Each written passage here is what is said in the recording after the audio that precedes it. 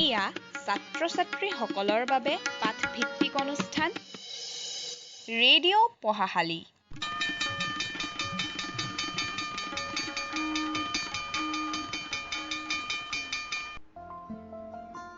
নমস্কাৰ আমাৰ মৰমৰ ছাত্ৰ-ছাত্ৰীসকল, তোমালোকক নমস্কাৰ জনাই আৰম্ভ কৰিছোঁ তোমালোকৰ অনুষ্ঠান ৰেডিঅ' পঢ়াশালী। আৰু তোমালোকে ৰেডিঅ' পঢ়াশালী অনুষ্ঠানটি শুনিবৰ বাবে ৰেডিঅ' ছেটত টিউন কৰিছা FM বেণ্ডৰ 90.4 মেগাহাৰ্জত তোমালোকৰ আপোন ৰেডিঅ' ব্ৰহ্মপুত্ৰ 90.4 FM। শুনাওক আৰু আনন্দেৰে থাকক। এইখিনিতে আমাৰ সমূহ শ্ৰোতাক বিশেষভাৱে জনাই দিব বিচাৰিছোঁ, সৰ্বশিক্ষা অভিযান ডিব্ৰুগড় আৰু এবিটাৰ সহযোগত ৰেডিঅ' ব্ৰহ্মপুত্ৰ 90.4 FM ছাত্ৰ-ছাত্ৰীসকলৰ বাবে লৈ আহিছে বিশেষ লাইভ অনুষ্ঠান ৰেডিঅ' পঢ়াশালী। আৰু এই ৰেডিঅ' পঢ়াশালী অনুষ্ঠানটি অসমৰ বিভিন্ন ঠাইত শিক্ষা বন্ধু-বান্ধৱীসকলে নিজৰ অঞ্চলৰ ছাত্ৰ-ছাত্ৰীসকলক ক'ভিড প্ৰট'কল মানি এটা নিৰ্দিষ্ট স্থানত বহুৱাই আজিৰ অনুষ্ঠান শুনাই আছে। অৰ্থাৎ ৰেডিঅ' পঢ়াশালী অনুষ্ঠানটি ছাত্ৰ-ছাত্ৰীসকলক শুনায়। ছাত্ৰ-ছাত্ৰীসকলে অংশগ্ৰহণ কৰে আৰু তাৰ মাজতেই ছাত্ৰ-ছাত্ৰীসকলে ফোনযোগে লাইভ আমাৰ ষ্টুডিঅ'ত উপস্থিত থকা ছাৰ বাইদেউসকলৰ লগত কথা পাতে। আজি আমাৰ ষ্টুডিঅ'ত উপস্থিত আছে ডিব্ৰুগড় জিলাৰ পানীতোলা শিক্ষাখণ্ডৰ ৰংচঙী ছোৱালী মধ্য ইংৰাজী বিদ্যালয়ৰ শিক্ষাগুৰু দেৱজিৎ শইকীয়া ছাৰ। আৰু ছাৰে আজি বিশেষভাৱে তৃতীয় শ্ৰেণী অৰ্থাৎ ক্লাছ 3ৰ ছাত্ৰ-ছাত্ৰীসকলৰ বাবে ইংৰাজী বিষয়ৰ পাঠদান লৈ আহিছে। আজিৰ পাঠৰ নাম 10 লিটিল ফিংগাৰ্ছ। গতিকে আমাৰ তৃতীয় শ্ৰেণীৰ ছাত্ৰ-ছাত্ৰীসকল তোমালোকৰ বাবে আজি ছাৰে এটা কবিতা লৈ আহিছে আৰু ছাৰে লৈ অহা কবিতাটি তোমালোকে মন দি শুনিবা আৰু মন দি শুনাৰ পাছত ছাৰে কুইজৰ প্ৰশ্ন আগবঢ়াব আৰু সেই প্ৰশ্নৰ উত্তৰ তোমালোকে দিব লাগিব হোৱাটছএপ কৰি। আশা কৰোঁ তোমালোকে উত্তৰ দিবা। আৰু এইখিনিতে আমাৰ সমূহ শ্ৰোতাক বিশেষভাৱে জনাই দিব বিচাৰিছোঁ, ৰেডিঅ' পঢ়াশালী অনুষ্ঠানটি সৰ্বশিক্ষা অভিযান ডিব্ৰুগড় আৰু এবিটাৰ সহযোগত ৰেডিঅ' ব্ৰহ্মপুত্ৰ 90.4 FM সজাই আনিছে। আৰু এই অনুষ্ঠানটো অসমৰ বিভিন্ন ঠাইত শিক্ষা বন্ধু-বান্ধৱীসকলে নিজৰ অঞ্চলৰ ছাত্ৰ-ছাত্ৰীসকলক একগোট কৰি অনুষ্ঠানটি শুনায়। আজি নিজৰ অঞ্চলৰ তৃতীয় শ্ৰেণীৰ ছাত্ৰ-ছাত্ৰীসকলক একগোট কৰি শুনাইছে। আৰু এতিয়া আমি সকলোকে অনুৰোধ জনাইছোঁ ৰেডিঅ'ত ভলিউম বঢ়াই দিয়ক আৰু আজিৰ আমাৰ ছাৰে যি পাঠ লৈ আহিছে পাঠটি মন দি শুনক, লগতে আমাৰ ছাত্ৰ-ছাত্ৰীক শুনাওক। আজি আমাৰ ষ্টুডিঅ'ত উপস্থিত আছে ডিব্ৰুগড় জিলাৰ পানীতোলা শিক্ষাখণ্ডৰ ৰংচঙী ছোৱালী মধ্য ইংৰাজী বিদ্যালয়ৰ শিক্ষাগুৰু দেৱজিৎ শইকীয়া ছাৰ। আৰু ছাৰে আজি বিশেষভাৱে তৃতীয় শ্ৰেণীৰ ছাত্ৰ-ছাত্ৰীসকলৰ বাবে ইংৰাজীৰ বিষয়ৰ পাঠদান লৈ আহিছে আৰু আজিৰ পাঠৰ নাম 10 লিটিল ফিংগাৰ্ছ। আমাৰ মৰমৰ ছাত্ৰ-ছাত্ৰীসকল, তোমালোকে ছাৰে আগবঢ়োৱা পাঠটি মন দি শুনিবা।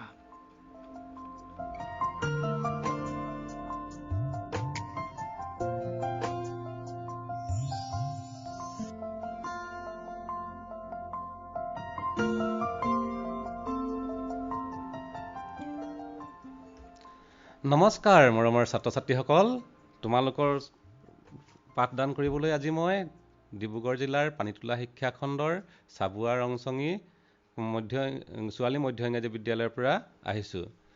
তোমালোকক আজি এটা ভাল পাঠ আগবঢ়াবলৈ চেষ্টা কৰিম, কিন্তু তাৰ আগতে মই তোমালোকক দুটামান কথা সুধি ল'ব বিচাৰিছোঁ। তোমালোকে নিশ্চয় গম পোৱা তোমালোকৰ শৰীৰত কিমানটা আঙুলি আছে, হাতত কিমানটা আঙুলি আছে, ভৰিত কিমানটা আঙুলি আছে, বা আমাৰ কি কি শৰীৰৰ অংগ পতংগ আছে, সেই সকলো অংগ পতংগক লৈ আজি যি কবিতা আমি তোমালোকৰ সন্মুখলৈ আগবঢ়াই দিব বিচাৰিছোঁ, সেই কবিতাটোৱেই মই তোমালোকৰ ওচৰত পাঠ কৰি দিব বিচাৰিছোঁ। তোমালোকৰ পাঠ নম্বৰ 1 ইংৰাজীৰ লেচন 1 10 লিটল ফিংগাৰ্ছ তোমালোকে নিশ্চয় পঢ়িছা আগতে। মই আকৌ এবাৰ পঢ়ি দিছোঁ, তোমালোকে শুনি ল'বা আৰু যি কুইজ মই পিছত আগবঢ়াম তোমালোকে সেই কুইজৰ উত্তৰ দিবলৈ চেষ্টা কৰিবা। 10 little fingers. 10 little fingers, 10 little toes, 2 little ears and 1 little nose, 2 little eyes that shine so bright, and 1 little mouth to kiss mother good night. তোমালোকে নিশ্চয় পঢ়িছা আগতে, নহয় জানো কবিতাটো? এতিয়া আমি সেই কবিতাটোৰ কিছুমান শব্দ তোমালোকক মই কৈ দিম অসমীয়াত, তোমালোকে লিখি ৰাখিবা, পৰৱৰ্তী সময়ত তোমালোকৰ প্ৰয়োজন হ'ব। তোমালোকে নিশ্চয় 1 2 3 শব্দখিনি জানা, নহয় জানো?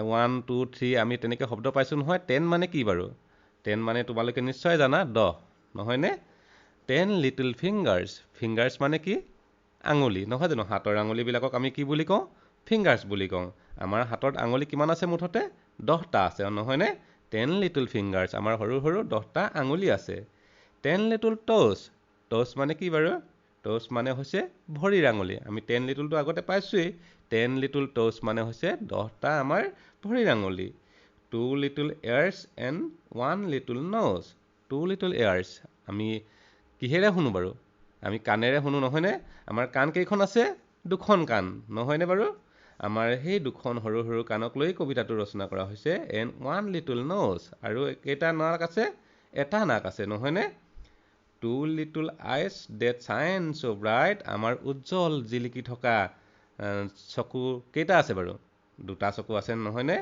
আমাৰ সেই দুটা চকুক লৈ ইয়াত হাইটো কৈছে 2 লিটল eyes দুটা সৰু চকু that shine so bright ইমান সুন্দৰকৈ জিলিকি থাকে উজ্জ্বলকৈ জিলিকি থাকে সেই দুটা চকু and 1 লিটল মাউথ আৰু এখন আমাৰ মুখ আছে to kiss mother good night আৰু সেই মুখেৰে আমি কি কৰোঁ মাক সদায় গুড নাইট দিওঁ নহয়নে বাৰু আমি পুনৰবাৰ কবিতাটো পাঠ কৰি দিছোঁ তোমালোকে শুনি লোৱাচোন 10 little fingers 10 little fingers 10 little toes 2 little ears and 1 little nose 2 little eyes that shine so bright and 1 little mouth to kiss mother good night হ'বনে তোমালোকে পঢ়িব পাৰিবানে তোমালোকে পঢ়িব লাগিব ভালদৰে পঢ়া শুনা কৰিবা আৰু এই কবিতাটো তোমালোকে পঢ়ি মুখস্থ কৰিবা আৰু ইয়াৰ পৰা আমি কি বুজিছোঁ সেই কথাখিনি তোমালোকে বুজিবলৈ চেষ্টা কৰিবা আমি কি কৰোঁ আমাৰ আকৌ এবাৰ কৈছোঁ মই আমাৰ আঙুলি কেইটা আছে 10টা আঙুলি আছে নহয়নে হাতৰ আঙুলি 10টা ভৰিৰ আঙুলি 10টা আৰু দুখন কাণ এটা নাক আৰু দুটা চকু যি জিলিকি থাকে উজ্জ্বল হৈ জিলিকি থাকে সদায় আৰু এখন মুখ আৰু সেই মুখেৰে আমি মাক সদায় গুড নাইট কওঁ আমি কবিতাটো তোমালোকে নিশ্চয় পঢ়িছা মই আকৌ এবাৰ তোমালোকক পাঠ কৰি দিলোঁ এতিয়া মই কবিতাটোৰ লগত জড়িত তোমালোকে নিশ্চয় তাৰ পৰৱৰ্তী পৃষ্ঠাটো পাইছা তাত মই থকা দুটামান এক্টিভিটি তোমালোকক অলপমান বুজাই দিব বিচাৰিছোঁ এতিয়া মানে তোমালোকে প্ৰথম এক্টিভিটিটোত আছে ফিংগাৰ্ছ মানে কি বাৰু আমি ক'লোঁ নহয় প্ৰথমতে হাতৰ আঙুলি ইয়াত ছবিটো আছে ছবিটোৰ লগত তোমালোকে মিলাব লাগিব ফিংগাৰ্ছটো হাতৰ আঙুলিৰ ছবিৰ লগত মিলাব লাগিব ঠিক তেনেকৈ নোজ মানে কি হয় আমি পাইছিলোঁ অলপ আগতে নোজ মানে হ'ল নাক কৈছিলোঁ নহয় মই সেই নোজটো নাকৰ লগত মিলাব লাগিব ঠিক তেনেকৈ লিপছ মানে ওঠ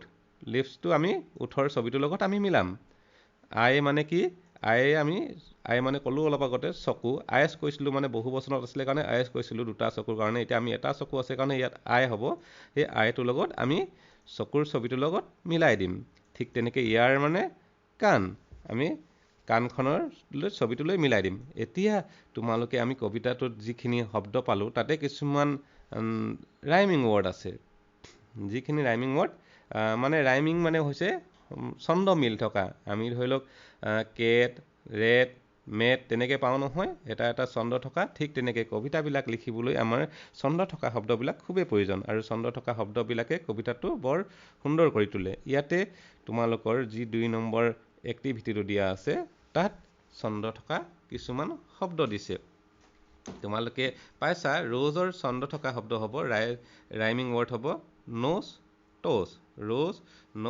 ট'ছ ঠিক তেনেকৈ ব্ৰাইট নাইট লাইট ইয়াৰ হেয়াৰ নিয়াৰ টেন পেন হেন আইচ ৰাইচ ফ্ৰাইজ কেনেকুৱা লাগিছে বাৰু ছন্দ থকা শব্দ এইবিলাক নহয়নে তোমালোকে আৰু বহুতো ছন্দ থকা শব্দ আছে সেই ছন্দ থকা শব্দবিলাক তোমালোকে উলিয়াই ল'বা যেনে মই কৈছোঁ কেট ৰেট হেন পেন তেনেকুৱা ধৰণৰ কিছুমান শব্দ আছে সেই শব্দবিলাক তোমালোকে ৰাইমিং ৱৰ্ডবিলাক লিখিবলৈ চেষ্টা কৰিবাচোন আৰু সেই ৰাইমিং ৱৰ্ডবিলাকে পালেহে তোমালোকে ভাল ভাল কবিতা নিজেই ৰচনা কৰিব পাৰিবা এনেকৈ কিতাপত তোমালোকৰ কবিতাবিলাক তেতিয়া প্ৰকাশ হ'ব তোমালোকে যদি ভাল ভাল কবিতা লিখা নিশ্চয় সেইখিনিয়ে তোমালোকৰ কিতাপবিলাকৰ স্থান পাব গতিকে মই কিছুমান ৰাইমিং ৱৰ্ডৰ কথা তোমালোকক ক'লোঁ ইয়াত থকা কিছুমান পিকচাৰ লগত ছবিটো মিলাই আখৰটো আৰু পিকচাৰ লগত আমি মিলাই দিছোঁ যিটো ৱৰ্ড পাইছোঁ আমি ফিংগাৰ্ছ মানে কি আঙুলি, নোজ মানে নাক, লিপছ মানে ওঠ, আই মানে চকু, ইয়াৰ মানে কাণ। ঠিক তেনেকৈ যিখিনি আমি পিকচাৰ পাইছোঁ সেইখিনি আমি ইয়াত তোমালোকক মিলাই দিবলৈ কৈছোঁ। তোমালোকে মিলাই লিখি ৰাখিবা হা, বহি উলিয়াই লোৱা আৰু এইখিনি লিখি ৰাখা। যদি অসুবিধা পোৱা তোমালোকে ক'বা, ফোন কৰিবা। আৰু তাৰপিছতে তোমালোকৰ এক্টিভিটি 3টোত কেনেকুৱা শব্দবিলাক আছে চোৱাচোন। এই শব্দ কিছুমান আমাৰ খুব জৰুৰী, যিবিলাক শব্দ আমি প্ৰায় মিছ কৰোঁ, নাজানো।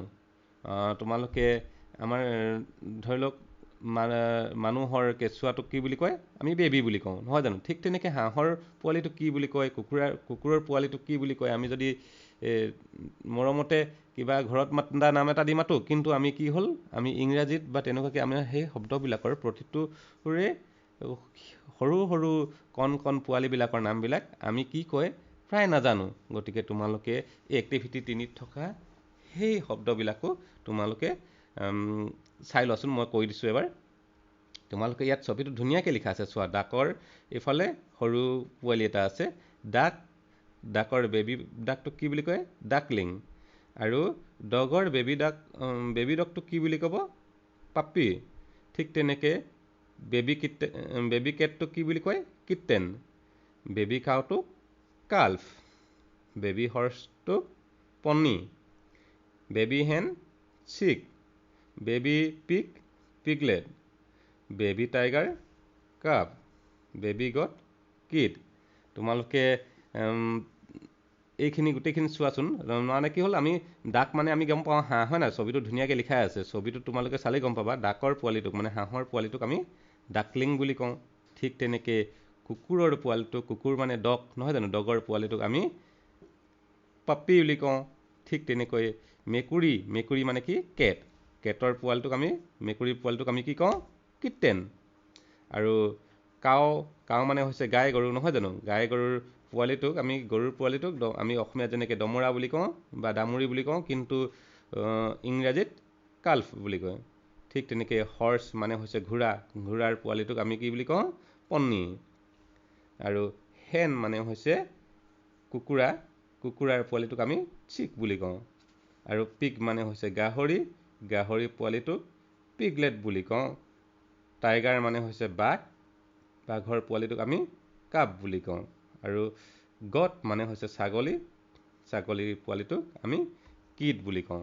তোমালোকে এই আটাইকেইটা লিখি ৰাখিবা। তোমালোকৰ পৰৱৰ্তী সময়ত প্ৰয়োজন হ'ব। তোমালোকৰ বিভিন্ন সময়ত হয়তো ছাৰ বাইদেউহঁতে তোমালোকৰ ইয়াৰ প্ৰশ্ন দিব। তোমালোকে পাৰিব লাগিব প্ৰশ্নবিলাক। আৰু আজি তোমালোকে ৰেডিঅ' ব্ৰহ্মপুত্ৰত এই পাঠটো পঢ়ি তোমালোকে আৰু নোৱাৰা প্ৰশ্নই উঠিব নোৱাৰে। তোমালোকে গোটেই প্ৰশ্নখিনি তোমালোকে এইখিনি মিলাই লিখি ল'বা। লিখি আৰু মুখস্থ কৰিবা, মনত ৰাখিবা। মনত ৰাখিলে তোমালোকে যিকোনো মুহূৰ্তত ছাৰেই হওক বা যিকোনো ডাঙৰ মানুহে সুধিলেও তোমালোকে ইয়াৰ বেবী ডাক বা বেবী ডগ কি বুলি কয় তোমালোকে উত্তৰ দিব পাৰিবা। ঠিক তেনেকৈ বেবী কেট, বেবী কাউ, যিমান যি আছে আটাইখিনি ক'লোঁ মই, তোমালোকে আটাইখিনি উত্তৰ দিব পাৰিবা।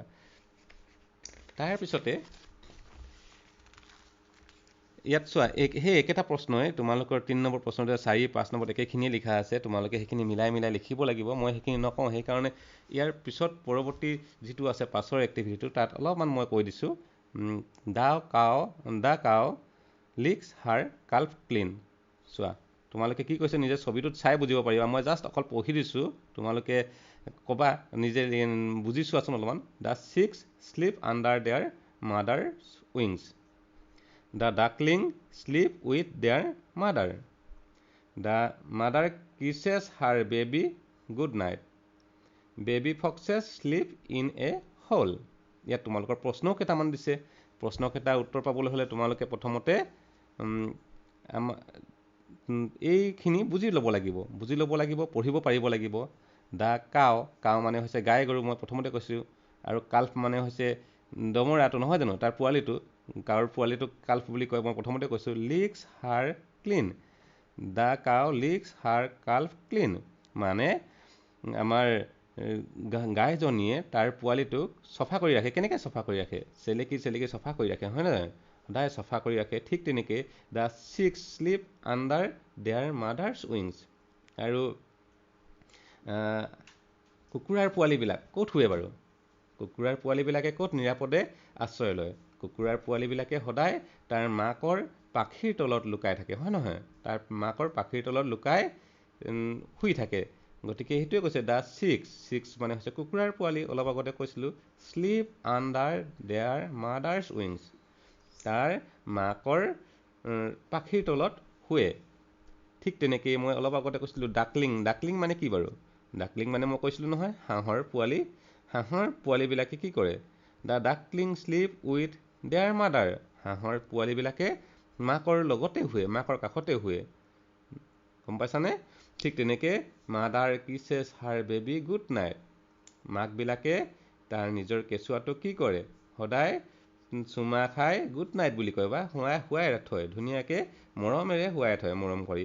আৰু baby foxes sleep in a hole, baby ফক্সেছবিলাক ক'ত শুৱে? বেবী ফক্সেছ মানে কি বাৰু?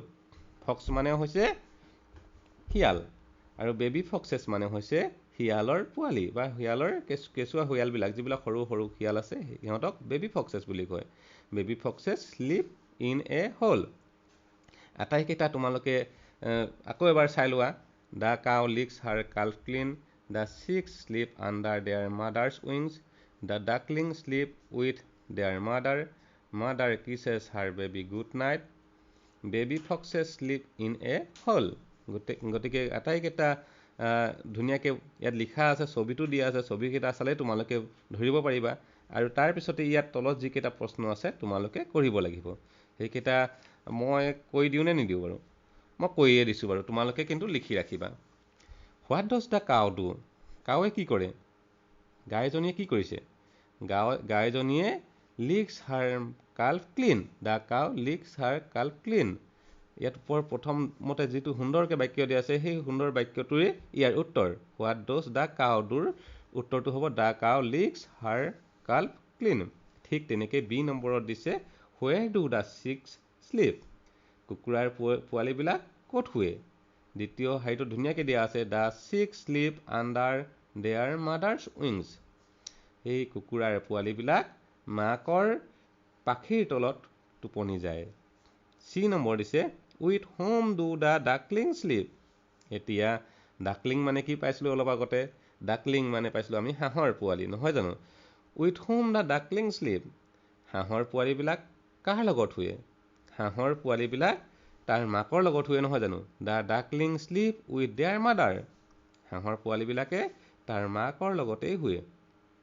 আৰু ডি নম্বৰ আছে baby foxes sleep in a hole, পাইছিলোঁ নহয় আমি। ঠিক তাৰ পৰাই প্ৰশ্নটো দিছে where do baby foxes sleep, baby ফক্সেছবিলাক ক'ত শুৱে?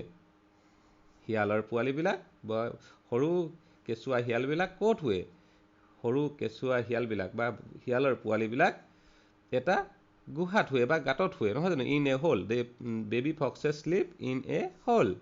এতিয়া আটাইকেইটা প্ৰশ্ন ইয়াতে ধুনীয়াকৈ লিখাই আছে, তোমালোকে তাৰ পৰা চাই অকল টুকি ৰাখিলে হ'ব আৰু মনত ৰাখিব লাগিব। যিকোনো মুহূৰ্তত তোমালোকক কেতিয়াবা পৰীক্ষা বা যিকোনো মুহূৰ্তত ছাৰে কেতিয়াবা প্ৰশ্ন সুধিব পাৰে, তোমালোকৰ বাইদেৱে প্ৰশ্ন সুধিব পাৰে, তোমালোকে সেই প্ৰশ্নবিলাক উত্তৰ দিব পাৰিব লাগিব, তেতিয়াহে তোমালোকক ভাল ল'ৰা বুলি ক'ব, নহয়নে? গতিকে এইকেইটা তোমালোকে লিখি ৰাখিব লাগিব, এইকেইটা তোমালোকৰ কাৰণে কৰণীয়। এতিয়া আহিলে ইয়াত এটা ধুনীয়া সাধু আছে, এই সাধুটো মই কওঁ নে নকওঁ ভাবি আছোঁ, তোমালোকে নিজে তোমালোকৰ প্ৰায় শুনিম বুলি ভাবিছিলোঁ, কিন্তু এতিয়া শুনাটো অলপমান অসুবিধা হ'ব, মই অলপমান বুজাই দিছোঁ। তোমালোকে সাধুটো পঢ়িবা আৰু আনক সাধু ক'ব লাগিব। তোমালোকে কেতিয়াবা আহি ৰেডিঅ' ব্ৰহ্মপুত্ৰত সাধু ক'বা, সকলোৱে শুনিম আমি, তোমালোকৰ সাধুবিলাক শুনিবলৈ আমাৰ ভাল লাগিব। গতিকে মই ইংৰাজীত এটা সাধু আছে সৰুকৈ, সেই সাধুটো মই তোমালোকৰ পঢ়ি দিছোঁ, আৰু তোমালোকে এই সাধুটো চালেই গম পাবা, ইয়াত ছবিবিলাকতে ধুনীয়াকৈ বুজাই দিয়া আছে, ছবিবিলাকতে গম পাবা। ওৱান্স আপন এ টাইম, কি হ'ল? সাধুটোৰ নাম হ'ল মাদাৰ ডাক। প্ৰথমতে আকৌ কৈছোঁ এই মাদাৰ ডাক মানে হৈছে হাঁহৰ মাক। এতিয়া এই সাধুটো তোমালোকে এবাৰ শুনি লোৱাচোন ধুনীয়াকৈ। হাঁহজনীয়ে কিনো কৰিছিলে তাৰ সেই সাধুটোকে তোমালোকৰ আগত মই অলপমান বুজাই দিবলৈ চেষ্টা কৰিম। Once upon a time a mother duck and her ducklings lived happily near a lake. Once upon a time, এসময়ত, এ মাদাৰ ডাক, এজনী মাক হাঁহ মানে হাঁহৰ মাক, এণ্ড হাৰ ডাকলিংছ আৰু তাৰ পোৱালিবিলাকৰ সৈতে হাঁহৰ পোৱালিবিলাকৰ সৈতে lived happily near a lake এটা লেকৰ কাষত হ্ৰদৰ কাষত সুখেৰে বাস কৰি আছিলে। It was a beautiful lake এইটো এটা বৰ সুন্দৰ মনোমোহা হ্ৰদ আছিলে।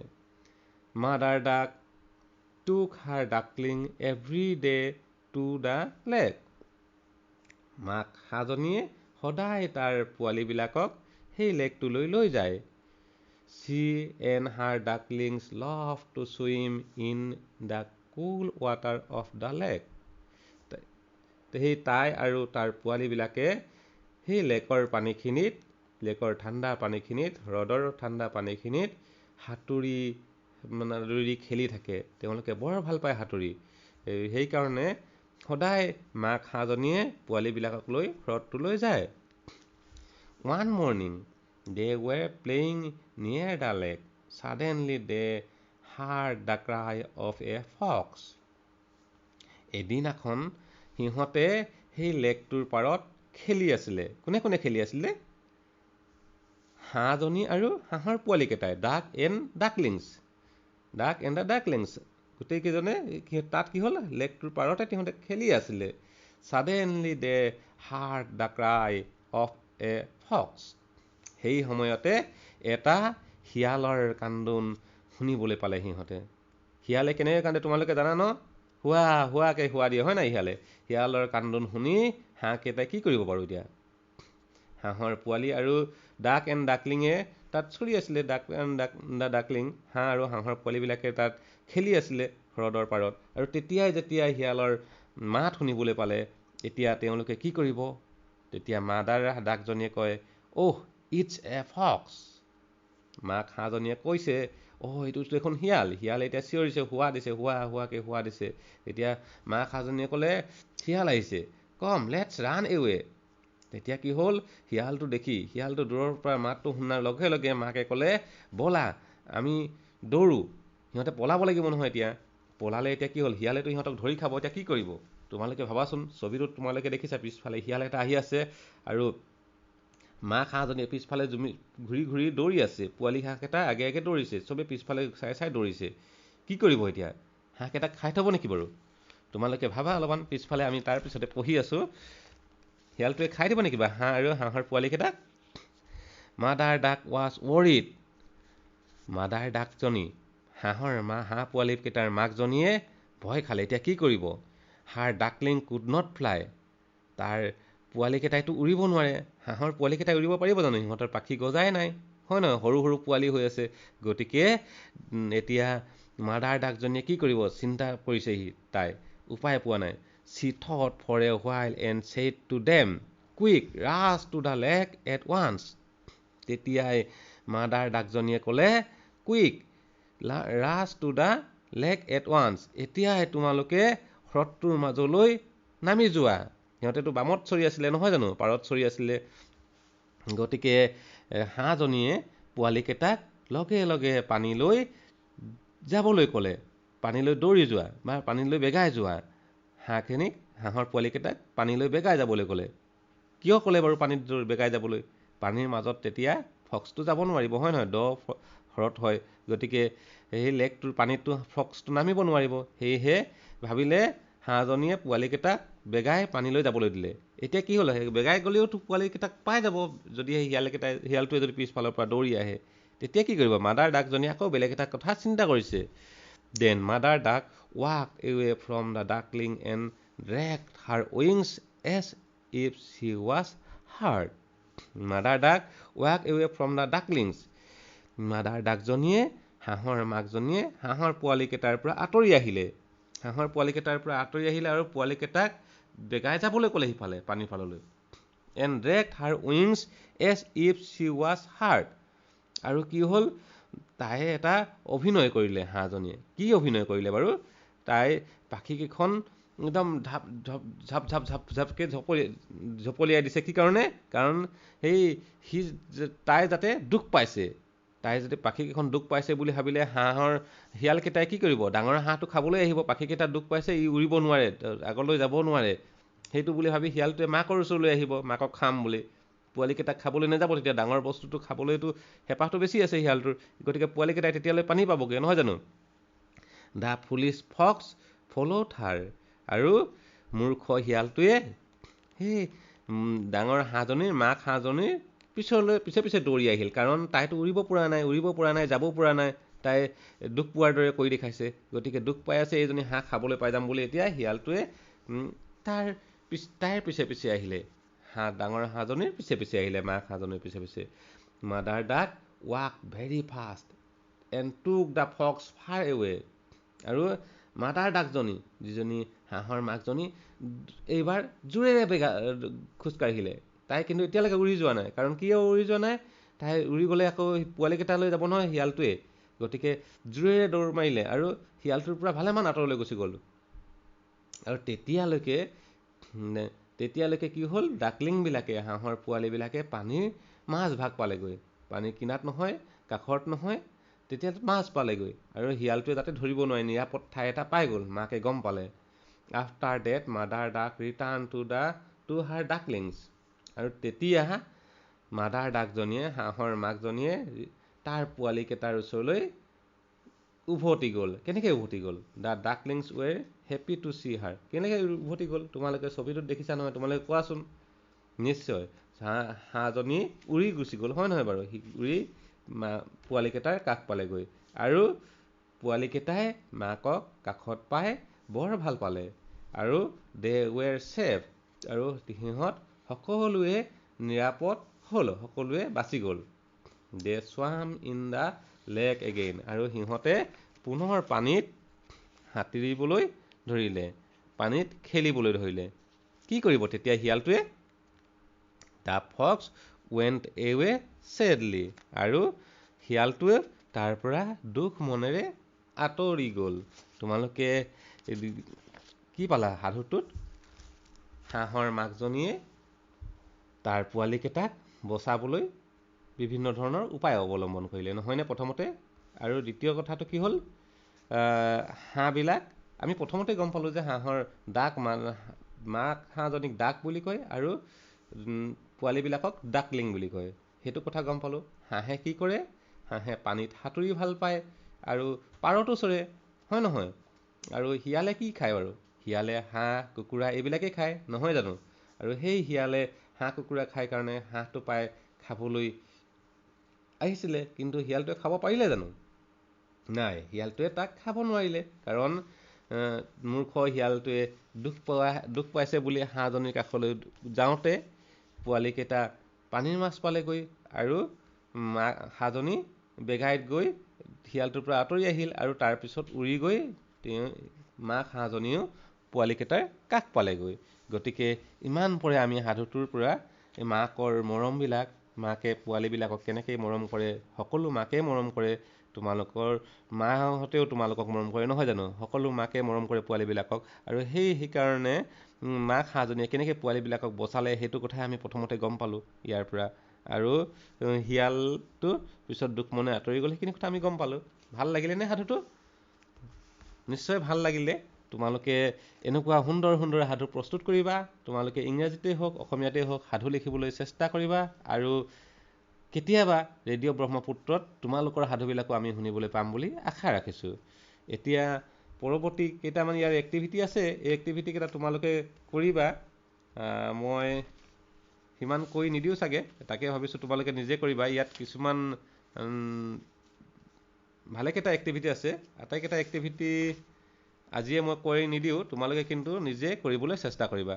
যদিহে তোমালোকে নোৱাৰা, তোমালোকৰ স্কুলৰ ছাৰ বাইদেউহঁতৰ লগত যোগাযোগ কৰিবা, আৰু নিশ্চয় তোমালোকৰ ছাৰ বাইদেউহঁতে তোমালোকক এইখিনি সহায় কৰি দিব।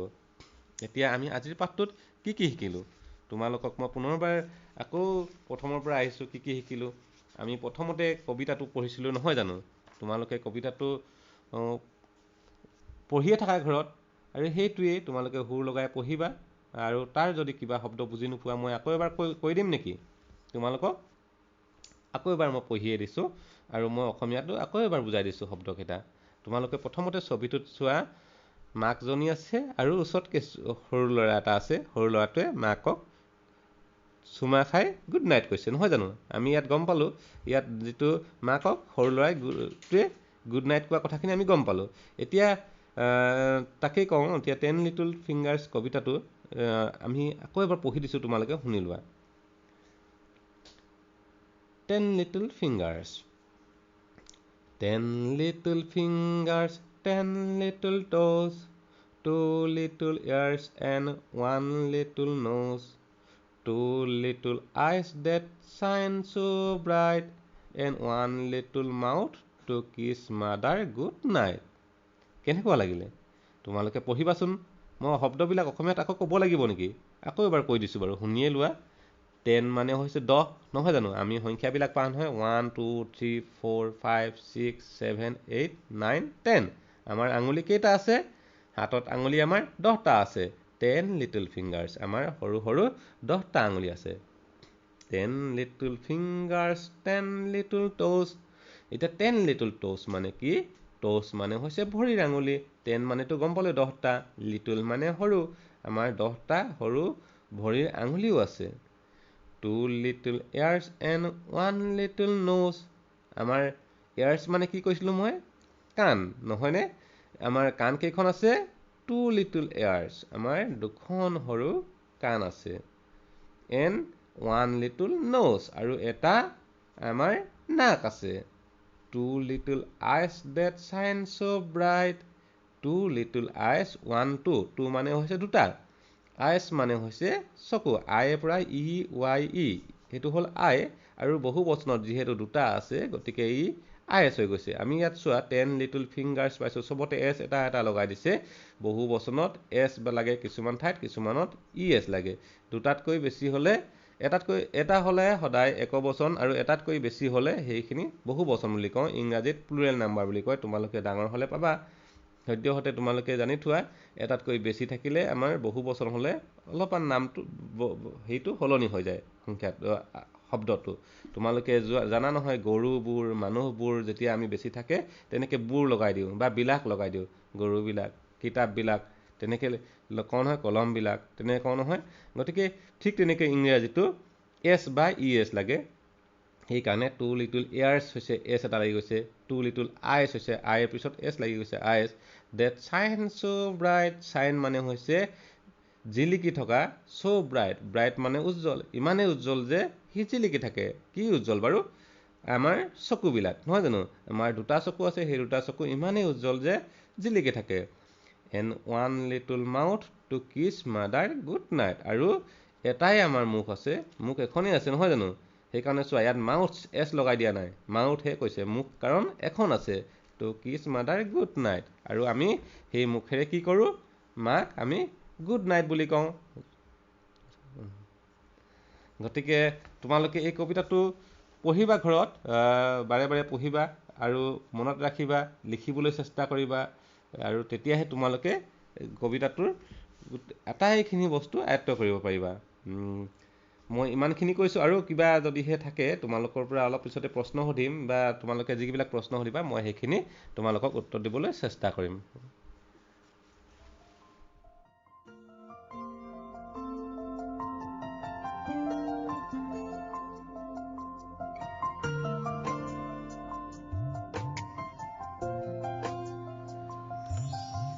আমাৰ মৰমৰ ছাত্ৰ ছাত্ৰীসকল, তোমালোকে শুনি আছা ৰেডিঅ' পঢ়াশালী, নহয় জানো? তোমালোকৰ অনুষ্ঠান ৰেডিঅ' পঢ়াশালী।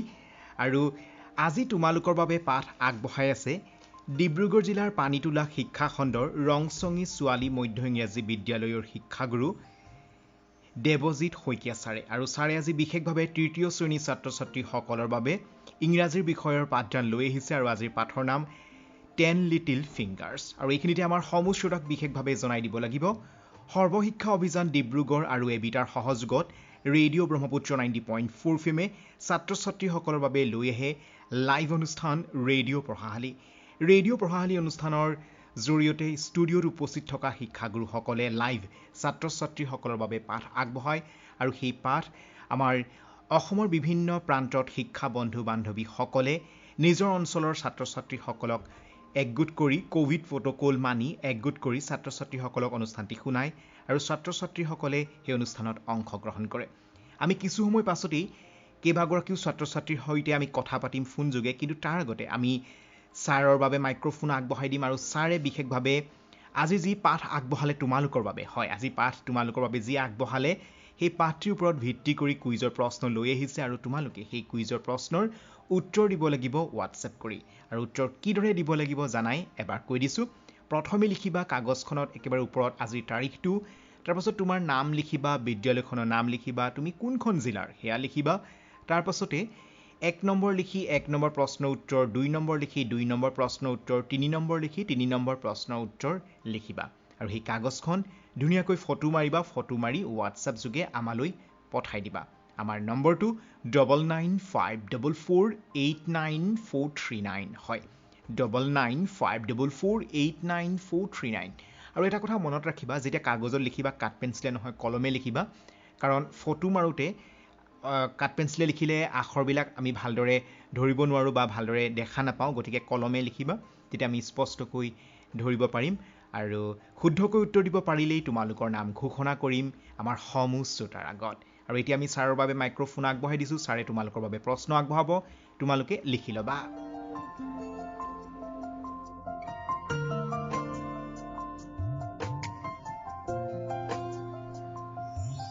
মৰমৰ ছাত্ৰ ছাত্ৰীসকল, তোমালোকৰ বাবে মই কুইজ যুগুতাই আনিছোঁ 3টা প্ৰশ্ন। এতিয়া যিখিনি তোমালোকক পাঠদান কৰিলোঁ তাৰ পৰাই মই 3টা কুইজ উলিয়াই লৈছোঁ।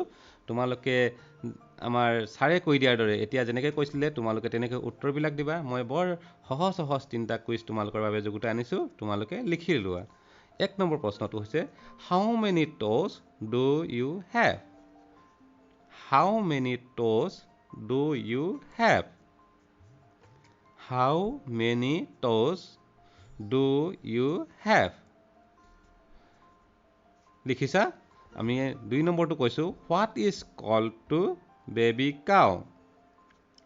What is called to baby cow? What is called to baby cow?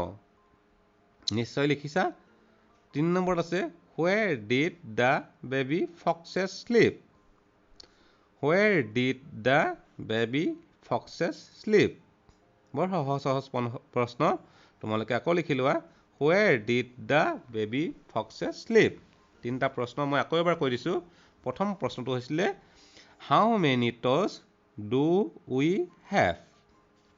How many toes do we have?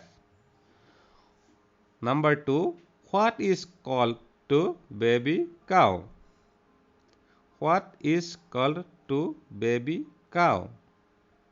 আৰু number 3 হৈছে Where did the baby foxes sleep? Where did the baby foxes sleep? তোমালোকে নিশ্চয় লিখি ল'লা আৰু তোমালোকে এই প্ৰশ্নকেইটা আমাৰ ছাৰে কোৱাৰ দৰে নাম্বাৰটোত হোৱাটছআপত পঠিয়াই দিব লাগিব। তোমালোকে প্ৰশ্নকেইটা উত্তৰ লিখি ল'বা। প্ৰথমতে ওপৰত তোমালোকে নামটো দিব লাগিব, তাৰপিছতে স্কুলৰ নাম আৰু 1 নম্বৰ 2 নম্বৰ 3 নম্বৰকৈ 3টা প্ৰশ্নৰো উত্তৰ দিব লাগিব। আৰু সেই প্ৰশ্নকেইটা ফটো মাৰি তোমালোকে হোৱাটছআপত পঠিয়াই দিব লাগিব। আৰু ছাৰে কোৱাৰ দৰে কাঠ পেঞ্চিলে নহয় কলমেৰে লিখি ফটো মাৰি পঠিয়াই দিবা, হ'বনে?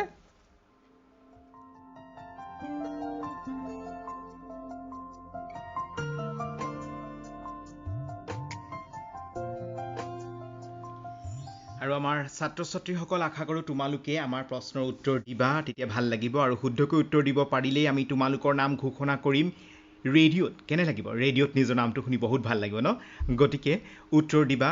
আৰু উত্তৰ দিবলৈ নাম্বাৰটো এবাৰ কৈ দিছোঁ, 9954489439। পুনৰবাৰ কৈ দিছোঁ, 9954489439। এই নম্বৰটোতে হোৱাটছআপ কৰি উত্তৰ দিবা। আৰু প্ৰথমে এখন কাগজত লিখিবা তোমাৰ নামটো, তাৰপাছত প্ৰথমে লিখিবা তাৰিখটো, তাৰপাছত তোমাৰ নামটো, বিদ্যালয়খনৰ নাম লিখিবা, তুমি কোনখন জিলাৰ সেয়া লিখিবা, তাৰপাছত 1 নম্বৰ লিখি 1 নম্বৰ প্ৰশ্ন উত্তৰ, 2 নম্বৰ লিখি 2 নম্বৰ প্ৰশ্ন উত্তৰ, 3 নম্বৰ লিখি 3 নম্বৰ প্ৰশ্ন উত্তৰটো লিখিবা। আৰু তাৰপাছত সেই কাগজখন ধুনীয়াকৈ ফটো মাৰি হোৱাটছআপ যোগে আমালৈ প্ৰেৰণ কৰি দিবা। আমাৰ নম্বৰটো পুনৰবাৰ কৈ দিছোঁ 9954489439।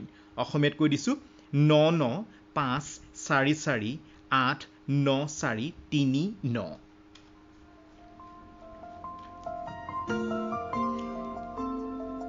তোমালোকৰ বাবে ছাৰে পুনৰবাৰ প্ৰশ্নকেইটা কৈ দিব আৰু তোমালোকে পুনৰবাৰ প্ৰশ্নকেইটা শুনি ল'বা আৰু ছাৰে তোমালোকৰ বাবে এতিয়া প্ৰশ্নকেইটা আকৌ এবাৰ কৈ দিছে।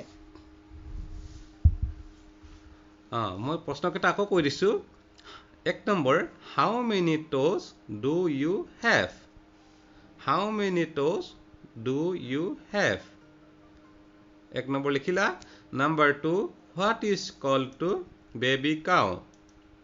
What is called to baby cow? What is called to baby cow? Number 3, where did the baby foxes sleep? Where did the baby foxes sleep? লিখিলা। মই আকৌ এবাৰ কৈ দিছোঁ। How many toes do you have? Number 2, what is called to baby cow? And number 3, where did the baby foxes sleep? তোমালোকে বগা কাগজ এখনত প্ৰথমতে আজিৰ তাৰিখটো লিখি নিজৰ নাম, স্কুলৰ নাম আৰু জিলাৰ নাম লিখিবা। তাৰপিছতে 1 নম্বৰ কি হয় উত্তৰ লিখিবা, 2 নম্বৰ কি হয় উত্তৰ লিখিবা, 3 নম্বৰ কি হয় উত্তৰে লিখিবা। কাঠ পেঞ্চিলেৰে নহয়, কলমেৰে লিখিবা কিন্তু, কাৰণ কাঠ পেঞ্চিলেৰে লিখিলে কেমেৰাত হয়তো ভালদৰে নুঠিবও পাৰে। ছাৰৰ পৰা অকণমান অনুভৱ জানিব বিচাৰিম। আজি লাইভ আহিলে, ষ্টুডিঅ'ত উপস্থিত হ'লেহি, পুৱাই আহি ছাত্ৰ ছাত্ৰীসকলৰ বাবে পাঠ আগবঢ়ালে, কেনে লাগিল সেই অনুভৱ, সেই বিষয়ে অকণমান কৈ দিয়ক। বহুত ভাল লাগিল। আচলতে ৰেডিঅ' ব্ৰহ্মপুত্ৰ এনেকুৱা এটা উদ্যোগ লোৱাৰ কাৰণে আমি অতিকৈ সুখী হৈছোঁ। আমি ছাত্ৰ ছাত্ৰীৰ কাষ চাপি যাবলৈ পৰা নাই, বহুদিন হ'ল। এতিয়া সদ্যহতে শৈক্ষিক সমল কিছুমান দিছে, আমি শৈক্ষিক সমল কিছুমান অভিভাৱকৰ হাততহে দিব পাৰিছোঁ। আমি মাজে মাজে হোৱাটছআপত বা গুগল মিটৰ জৰিয়তে ছাত্ৰ ছাত্ৰীৰ কাষ চাপোঁ যদিও আজি আপোনালোকৰ ৰেডিঅ' অনুষ্ঠানত আহি, ৰেডিঅ' ব্ৰহ্মপুত্ৰৰ যি অনুষ্ঠান লৈছে সেই অনুষ্ঠানত আহি আমি ইমানেই ভাল লাগিছে নহয়, ছাত্ৰ ছাত্ৰীৰ লগত পোনপটীয়াকৈ মত বিনিময় কৰিব পাৰি। আৰু যিসকল আমাৰ বন্ধু বান্ধৱী ফিল্ডত আছে তেওঁলোকে ইমান ধুনীয়াকৈ ছাত্ৰ ছাত্ৰীৰ কাষলৈ আমাৰ বাৰ্তাটি লৈ গৈছে। গতিকে আমি ছাত্ৰ ছাত্ৰীৰ লগত পোনপটীয়াকৈ মত বিনিময় কৰি আজি বহুত ভাল পালোঁ। আৰু অনাগত দিনতো এনেকুৱা ধৰণৰ অনুষ্ঠান কৰি থাকিবৰ বাবে আমি ৰেডিঅ' ব্ৰহ্মপুত্ৰক অনুৰোধ জনাইছোঁ। হয় হয় ছাৰ, বহুত বহুত ধন্যবাদ। আৰু এতিয়া আমি আগবঢ়াই দিছোঁ 3 আগষ্টৰ দিনা আমি যি পাঠ লৈ আহিছিলোঁ ক্লাছ 3ৰ বাবে, অৰ্থাৎ 3য় শ্ৰেণীৰ ছাত্ৰ ছাত্ৰীসকলৰ বাবে অসমীয়াৰ বিষয়ৰ পাঠদান লৈ আহিছিলোঁ। পাঠৰ নাম আছিল আমাৰ গাঁও আৰু পাঠটি লৈ আহিছিল বৰবৰুৱা শিক্ষাখণ্ডৰ নগাঁও পেলনীয়া প্ৰাথমিক বিদ্যালয়ৰ মিণ্টি বৰা বাইদেৱে। আৰু বাইদেৱে সেই পাঠটিৰ ওপৰতেই আমাৰ ছাত্ৰ ছাত্ৰীসকলৰ বাবে কুইজৰ প্ৰশ্ন আগবঢ়াইছিল। আৰু সেই প্ৰশ্নৰ উত্তৰ দি আমালৈ হোৱাটছএপ কৰা ছাত্ৰ ছাত্ৰীসকলৰ নাম এতিয়া ঘোষণা কৰিছোঁ। আৰু তোমালোকে শুনি থাকা ৰেডিঅ' ব্ৰহ্মপুত্ৰৰ 90.4 FM বিশেষ অনুষ্ঠান ৰেডিঅ' পঢ়াশালী।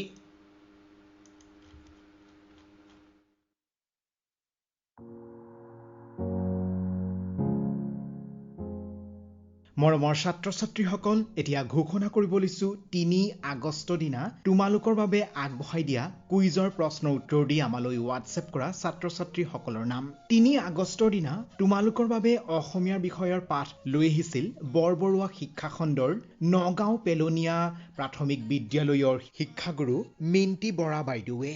আৰু পাঠটিৰ নাম আছিল আমাৰ গাঁও।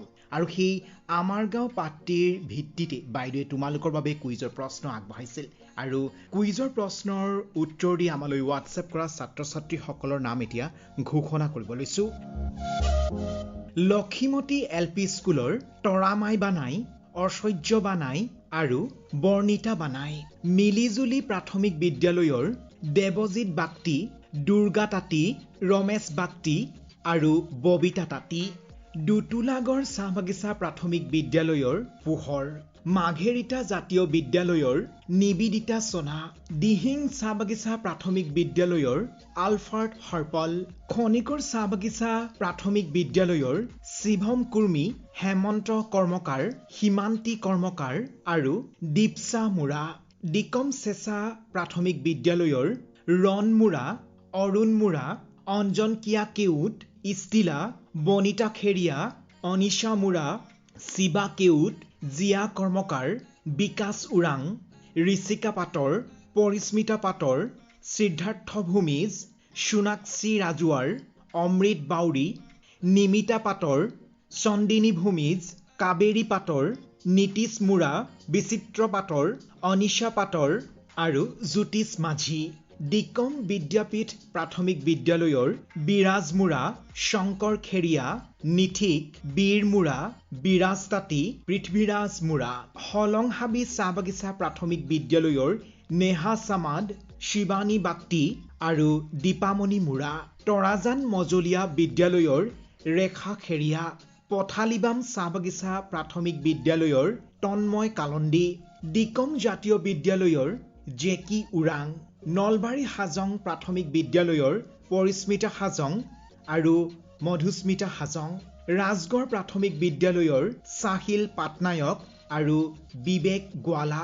শালমাৰী চাহ বাগিচা প্ৰাথমিক বিদ্যালয়ৰ কৰিমা কৰ্মকাৰ আৰু চনাত তাঁতী। হেজেলবেং চাহ বাগিচা প্ৰাথমিক বিদ্যালয়ৰ ভূমিকা মুৰা। মাইজান হিন্দু কদমনি প্ৰাথমিক বিদ্যালয়ৰ মহিমা নেৱাৰ আৰু অভি পাটনায়ক। প্ৰগতি ইংলিছ মিডিয়াম স্কুলৰ বিশ্বজিৎ তাঁতী। তৰাজান চাহ বাগিচা প্ৰাথমিক বিদ্যালয়ৰ শ্যাম বড়ো আৰু মাম্পি নায়ক আৰু কঠালগুৰি চাহ বাগিচা প্ৰাথমিক বিদ্যালয়ৰ নৱমী তুৰী। তোমালোকক ৰেডিঅ' ব্ৰহ্মপুত্ৰ 90.4 ফিমৰ তৰফৰ পৰা লগতে ৰেডিঅ' পঢ়াশালী অনুষ্ঠানৰ তৰফৰ পৰা বহুত ধন্যবাদ আৰু অভিনন্দন জ্ঞাপন কৰিলোঁ। আশা কৰোঁ আগলৈও নিয়মীয়াকৈ ৰেডিঅ' পঢ়াশালী অনুষ্ঠানটি শুনি থাকিবা আৰু অনুষ্ঠানত আগবঢ়াই দিয়া কুইজত এইদৰে অংশগ্ৰহণ কৰি থাকিবা।